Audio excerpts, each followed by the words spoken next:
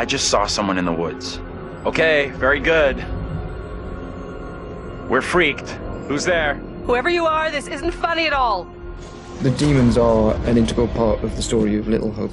It's the crux of a lot of the things that happen, and that informs a large part of what we're doing. The starting point for each of the demons was the style of execution. They're based on a character that gets killed. That then informs how the character behaves, how it moves, how it sounds, and those are all brought together to give us that convincing, terrifying demon. In order to make convincing demons, you need to ground them in nature. So what we do is we use our understanding of anatomy and our deep understanding of biomechanics and the principles of the way things move and the way things actuate, and we apply this to the demon design.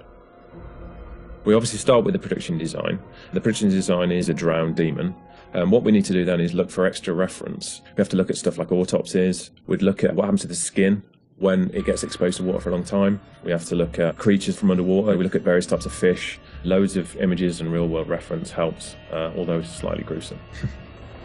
This particular demon we're looking at is the one that's been hung. We didn't want to show the whole of this character, and right from the beginning we said, let's focus on the areas which are the most terrifying. And so the overall silhouette of the character was to be like this twisted rope. Her limbs had coiled, and so we were exaggerating the metaphor of this hanging.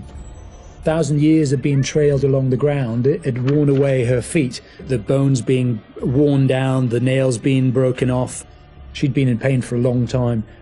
The most key of all of the elements was the face and how we framed that, and that was that broken, twisted neck, one eye remaining, a tear coming out because it's that last remains of her soul. The noose was digging into her neck, and her tongue was actually so bloated and grown that actually became a feature for us in the game, that tongue actually becomes a grapple to get hold of some of the characters.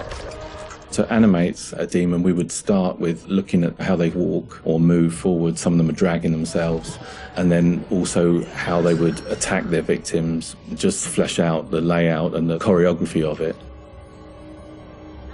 Mocap is a big help. Obviously, it's a lot faster than keyframing from scratch. So we decided to use it as a base for some of them, and then we would layer on top of that all the characteristics that bring them to life, even though they're dead.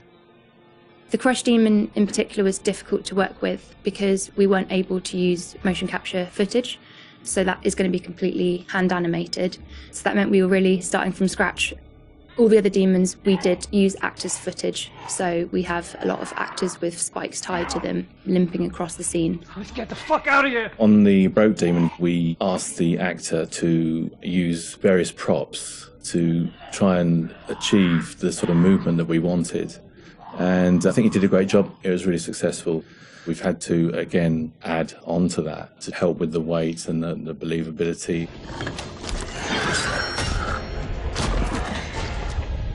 We take our initial cues for the sound of the demons from the visuals, and they look fantastic. But then we have to take the sound of the demons beyond the visuals to give them a really strong otherworldly presence. We need each of the demons to be individually recognisable whilst maintaining that uncomfortable unfamiliarity for the player. What is that thing? So at distance you might hear the chains clanking or the vocal screams. But when you get close up to the demons, you hear lots of detail, the cracking of skin, the creak of the chains, the breaths or the sound of the icky vomit.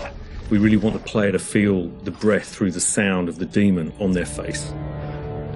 Angela, no! When we're thinking about the camera work for the demons, one thing that was really at the forefront of trying not to show too much, trying not to lose all restraint, and I think that's a really easy trap to fall into with CG in general, and especially with games that you've got all these monsters that you've built and you've spent a lot of time working on, and it's really easy just to go straight to putting everything on screen. But thinking back to some classic horrors, classic monster movies, a lot of times there the directors had to use a lot of restraint and just show little bits and pieces because they didn't have that kind of budget or that kind of effect to really make it convincing. And there's something about that I really like, that I wanted to bring back to Little Hope. So when I was directing the camera team, I've asked them to show little bits, little glimpses, a clawed hand here, a shadow on the wall there, the chains rattling, whatever the key characteristics were of that demon. The interesting thing with that is that I think sometimes your imagination as a viewer fills in the blanks in a far more terrifying way than we really could. So we tried to build up that suspense, working up to this big reveal where you finally see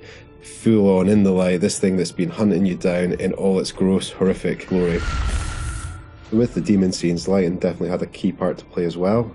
It had to work complementary to what we wanted to do with the cameras, but also there's some very specific things you can do with lighting that really lent itself to this task. So one of the big ones was the use of silhouettes. The demons have really interesting form and really interesting shapes. They're very unusual, you know, these humanoid creatures all distorted, and we wanted to use that without revealing too much. So quite often we tried to use backlighting, or the fog that's present all through Little Hope is a really useful tool for silhouettes, as you can have this nice separation with a brighter background and then have the creature dark in the foreground. It was a nice way to make them feel even more gross than they really were. The Little Hope narrative is extremely multi-layered, and the demons not only represent the tortured souls of the characters, but they also represent the psychological trauma that humans can obtain through witnessing traumatic events. So when the game opens in the prologue and the main character is witnessing these traumatic events, we underscore this with really strong male Gregorian choir, which we use later in the game when the demons are attacking, to really strengthen and reference that psychological trauma with the tormented souls of the characters. Run! Now! The broken demon's the most terrifying because of the way it moves. It's really unsettling because you can't anticipate where it's going to go next. All the limbs are breaking and it's all moving in a really erratic way. So if you were to try and escape from it, you wouldn't know where to go because it might go there or it might go over here. So that's the most terrifying in terms of unpredictability, I suppose, and having a deep effect on your psyche. Interestingly, when you work at Supermassive, you get immune to horror. That's one thing I've definitely noticed. The powers of horror somehow get lost in me every time I'm watching a horror movie. I don't get so scared anymore just because I see this stuff every day. But doing those demon scenes, I must admit, even watching them back as they were work in progress, it was always like fairly distressing and fairly horrific. So hopefully some of that comes across in the experience for the player too.